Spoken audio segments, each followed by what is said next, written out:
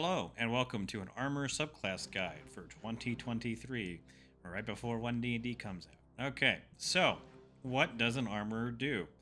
First of all, in my arbitrary obligatory ranking is going to be a subclass ranking of an A. It does what it needs to do, and it buffs the whole class of the artificer in certain ways.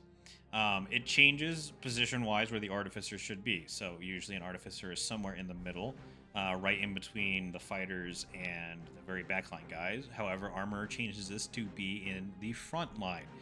You are a tank, basically.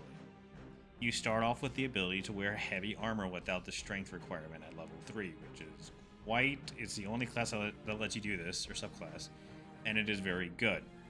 However, there are some problems with this. You are a tank, technically, but you rely on your heavy amounts of AC to survive. You're not a barbarian that has a lot of HP but low AC and also has rage for damage reduction of half. You don't have that. You only rely on your AC, so if a creature has a ridiculously high chance to hit you, you don't have the HP to actually back up how your tanking ability, okay? So just keep that in mind. Also, depending upon the rules that you play with, most people roll for HP or get half HP. You only have a D8 instead of a D12. That means you're very low on HP. You're basically near a warlock and a bard, so keep that in mind. However, your spells list is good at later levels, but they're kind of okay / mediocre until level 9. There are a few standouts that we'll get to.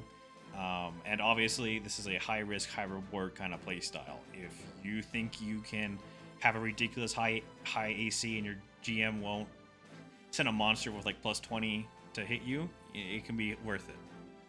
Okay, so let's start with character creator. As I stated previously, you have a 1d8 for HP that does not change. Standard array is the exact same as it was on the Artificer class. I'll put a link up there, so babada boopy, watch that first.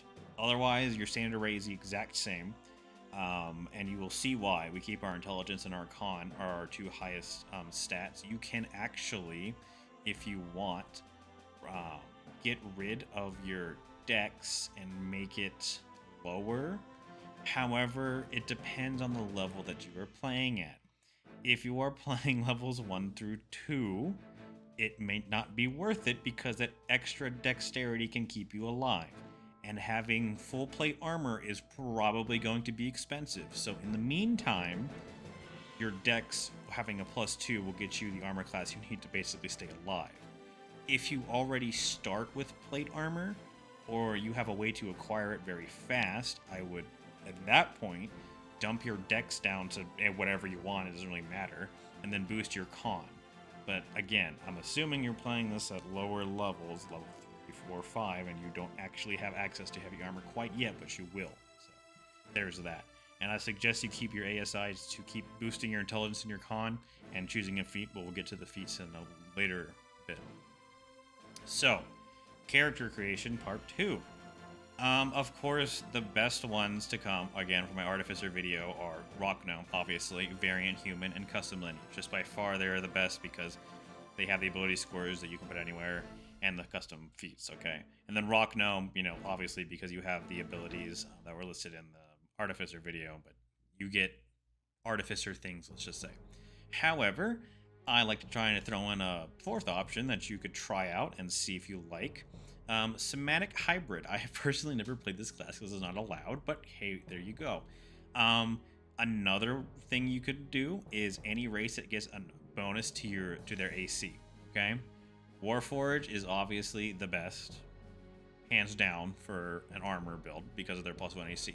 However, most people don't let you play Warforged, so you can play a Somatic Hybrid, maybe. And their standout ability is their Thick Shell that they get at 5th level with their Evolved ability that gets you, guess what, a +1 AC. And you also have a lot of other things that can help you. Your climbing speed, you have a whole bunch of stuff that can help. So that's just one thing I'd like to throw out there. Again, your recommended skills don't change, obviously, from Artificer, Investigation, Arcana are still your best. And again, you can play a human, Variant Human with the feat, no problem. Get Goggles of Night, and you're good to go, okay? Now, first class subclass feature, okay? This is a lot. You get a lot of stuff at third level for the armor. It's going to be multiple slides. That's how much stuff you get. So just straight off the bat, I think, in my opinion, is A ranked for a subclass feature of everything we're going to get at third level. So arcane armor, basically what it lets you do is wear heavy armor and without a strength requirement, which is very nice. There are some magic items that let you do this, like uncommons, but again, those are magic items. And you can also use your arcane armor as a spellcasting focus. That's also very neat, okay? Also, another thing is, and this may or may not come up, it came up in one of my friends' campaigns I'm playing in, and one of my friends got hit with, guess what, heat metal. You have basically the ability to eject as an action from your armor. Now, you're going to lose all your armor. You have no AC, basically. But you won't burn to death. So there is that. That's very cool. And then Tools of the Trade gets you the heavy armor proficiency and Smith's Tools. Again, we're not even done with all the stuff you get at third level. But all of this is already very good, okay? You also get Armor Model. Now, this is where you get to specialize a little bit, okay? Again, A ranked, whatever. Third level, okay? You basically get a special armor weapon, whichever design you choose, either Guardian or Infiltrator, that you can use your intelligence modifier to use, which is why you technically don't need a very high strength, because you either get Thunder Gauntlets or you get your Lightning Launcher, okay? And it also lets you, you know, if you don't have not having to buff your strength, you can do a lot more stuff with those ASI points. It is also a short rest to change between the Guardian and Infiltrator, okay? Just keep that in mind. In my opinion, Guardian far outclasses Infiltrator, and except extreme scenarios that you need to actually prepare for. And very good, if you prepare for it, you can take a short rest, very good, and you can change into the Infiltrator armor. So that solves that problem. You just do straight out more damage with your Thunder Gauntlets, okay? And you also impose disadvantage on a target if he's not targeting you with your Thunder Gauntlets. You also get Defensive Field, which as a bonus action equal to your level in Artificer, you get temporary HP. And you can do this a number of times equal to your proficiency modifier. And you get all those back on a long rest, which is good. So if you're thinking in your head, if you had 6 proficiency, and you had 20 levels in Artificer, that is correct. You can spam the ability to get 120 temporary HP. Yeah, that's why Guardian is very good. Now, Infiltrator has its place. Again, if you want to be a little bit more rangy kind of thing, and you like the power step and the dampening field, I could see a special use case for that. But if you're planning on playing an armor, I would plan on being a tank, more or less. And then you can use the Infiltrator armor for special scenarios. Past that, I don't think you should use. Now, the spell list for the armor I rank out as an A class, okay? Now, it's okay in the beginning, but it really ramps up at higher levels, okay? Again, all of this stuff is at third level, so you're getting a lot. So, your first spells, a Magic Missile. In my opinion, I don't really like Magic Missile. I think it does not enough damage for what you're supposed to do, but guaranteed hit is a guaranteed hit. So, Magic Missile is good. Thunder Wave is alright. It's a con save, not very good. I just, you know, it's there. But it's always prepared for you. So all of these spells are always prepared for you, so you can use them or not. Your second level spells, Mirror Image is very good. You put this combined with your high AC, you're basically unhittable. It's great. Shatter is okay at best. At your third level spell slot, so you get those at 9th level for your Artificer. Hypnotic Pattern and Lightning Bolt are both amazing spells. Okay, just straight out. You don't get Fireball, but you get a Lightning Bolt. So there you go, and you get Hypnotic Pattern, which is great. At fourth level spells that you get, so these are at 13th level for your Artificer, you get Fire Shield and Greater Invisibility. Both are amazing. Fire Shield is very good, because, you know, helps. Very good. Block fire damage. You can actually change it to Cold Shield, if I remember correctly, to block fire damage, and Fire to block cold damage. So, meh. There you go. And Greater Invisibility, obviously, no concentration on the invisibility is fantastic. And then you have 5th level. Pass Wall is good. I don't know if I've had a campaign where I've had to use something like that, but it is good, theoretically. And then Wall of Force is obviously very good. And that's at 17th level Artificer, so you probably will never get to that far, but hey, they exist. Now, in my opinion, what I would ignore the B rank thing, that's not there. This is the full 17th level spell list I would go for. It's Firebolt, Guidance, Mage Hand, and Message. The Mage Hand we'll get back to in a minute. There is a feat that will bypass this if you take it, but at the very end of the video. First level, I get Absorb Elements, Fairy Fire, amazing spells, okay? Especially if you're having to concentrate, you can just pop Fairy Fire and baba da boopy. Everyone on the team has advantage to hit that target, and you're in an armor, so hopefully you don't get hit. Second level, Aid, Blur, Invisibility, Lesser Restoration, See Invisibility, Vortex Warp, and Web. Vortex Warp right there is very good because it lets you teleport. Third level, Catnap, Fly, and Revivify. If you have a fighter or a warlock in your party, Catnap is an amazing spell. If you don't, it's not that good.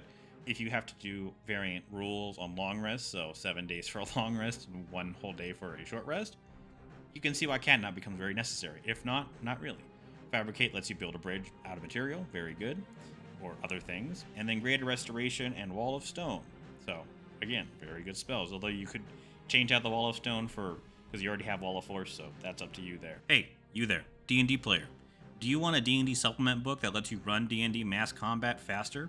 Also available in a Foundry module? You want the ability to make and run a mercenary company in your campaigns without tearing all of your hair out? Want maps so that you can run all of this additional content? Well, I got the deal of a lifetime for you. You get that and so much more over on my Patreon. You can also go check out the free stuff. The link in the description.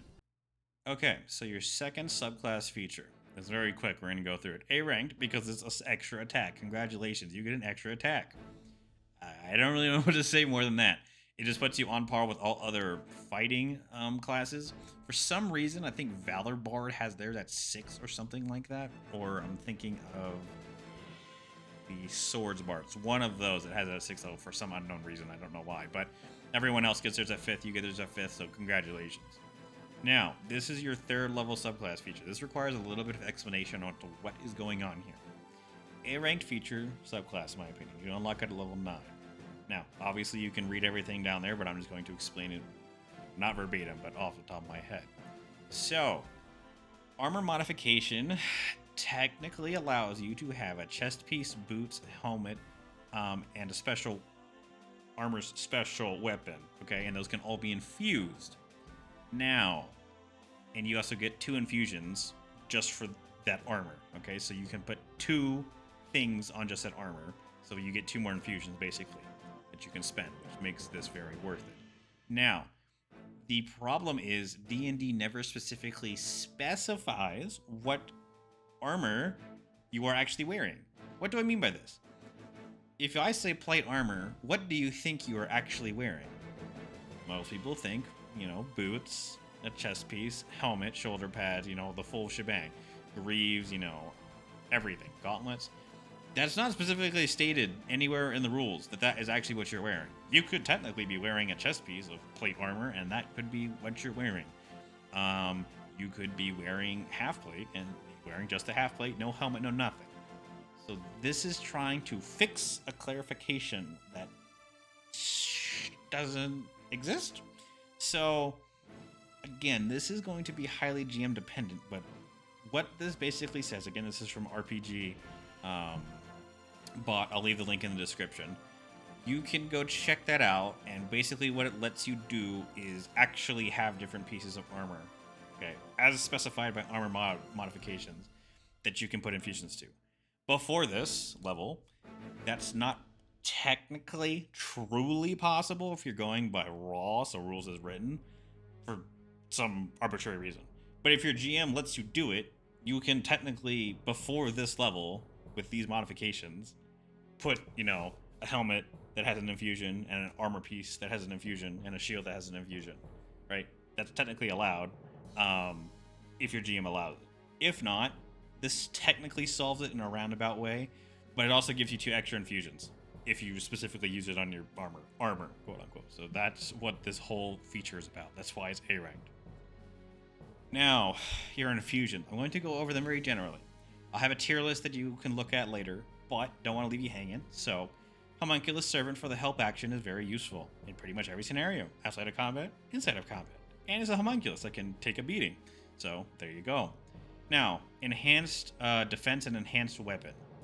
Okay, now here's something that needs a little bit of clarification. You, again, as stated in the previous slide, with the whole shebang going on with your armor modifications, if we take a look, it specifically says that level 9, you get Armor's special weapon. Okay, if you have the gauntlets, okay, of Thunder, technically before level 9, rules as written, theoretically, in a distant future, you can't actually use enhanced weapon on that gauntlet. You can have an enhanced weapon, but you can't have it on the enhanced gauntlet until level 9 for an arbitrary reason that nobody knows. But now you can. So there you go. Enhanced defense always worked on your armor, but your armor counted as one piece at level 9. Now technically, it doesn't. However, you are still technically limited to, if you have enhanced defense, you can only have one infusion of enhanced defense. Talk with your GM about that, okay? Past that, Armor of Magical Strength requires a suit of armor. And it lets you basically make a strength check or a strength saving throw. You can add one charge, and you basically get a bonus of your intelligence modifier. And if the creature would be knocked prone, it can use its reaction to expend one charge to be knocked prone. So, you know, decent.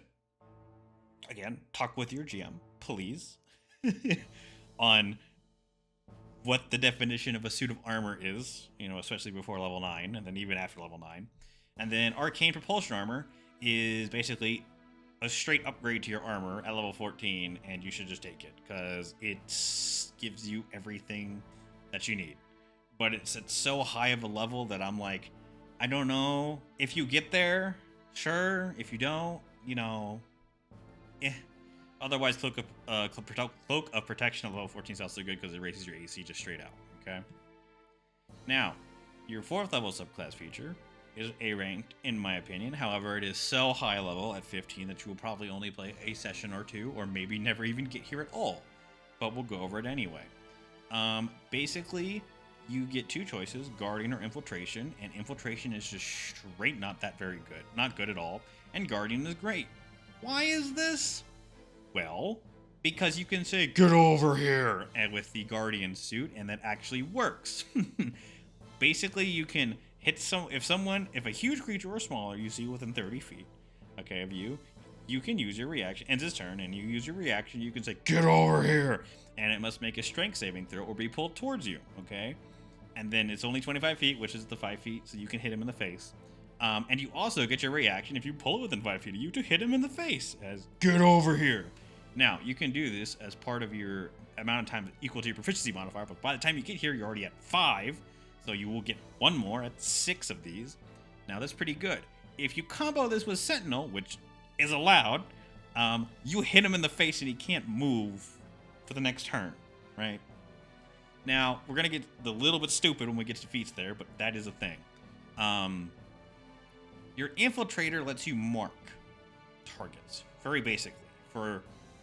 Basically, the only reason I use this is like if you wanted to do multi-attack, so you hit one person and hit another person, and then your teammates are both going to target those two different individuals, they get advantage on a singular attack roll against that target. Okay, it's a singular attack roll. They get advantage on it if it is marked by you. Okay, I'm simplifying here, but that's what it says. And if they don't target you, they take an extra d6 of damage. It's at level 15, that's non-consequential at all. Okay, that's just straight out non-consequential. Fairy Fire is way better. But that's something you can do. However, in my opinion, you should pick the "Get over here" and just use Fairy Fire, because that's just way better. Just straight out. So that's the 4th class sub feature that you probably will never get to, but hey, the ability to say "Get over here" is pretty good. Alright, so your feats. You're going to be boosting your intelligence or your con, okay? Now, your feats change from Artificer because Sentinel and Telekinetic are a thing. If you have both of these comboed with your 15th level ability that you may or may not get, you can basically say "Get over here," punch them with Sentinel, they can't move, shove them away with Telekinetic, and it's amazing. And before that point, if you have Sentinel and Telekinetic, you can, guess what? If someone comes in range, you can punch them with Sentinel and then shove them back on your turn so that they can't move on their turn. Yeah, pretty broken. Make sure you tell your GM about this because they may not like it.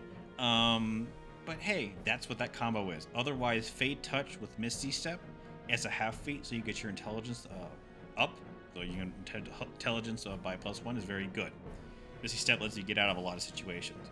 So again, Sentinel, Telekinetic, along with your 15th level subclass feature, very good. Talk with your GM about it so they know and they have a heads up if you're planning on doing that, and make sure the rules work like that so that they're not caught off by surprise with what you're going to be doing to their creatures. Okay, so to wrap this up, we're not going to talk about fixing the armor. It's basically pretty much as good as this gets.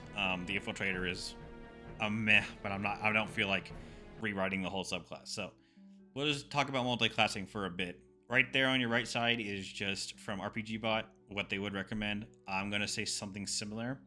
Now, in my honest opinion, you don't need a multiclass. This is a very rare opinion of mine that you probably won't hear a lot, but in my opinion, you just straight don't need a multiclass here. However, if you do, I would recommend a first 1-level fighter dip or 2-level fighter dip, okay? Don't start with fighter, in my opinion, if you're an armor, because you don't need it.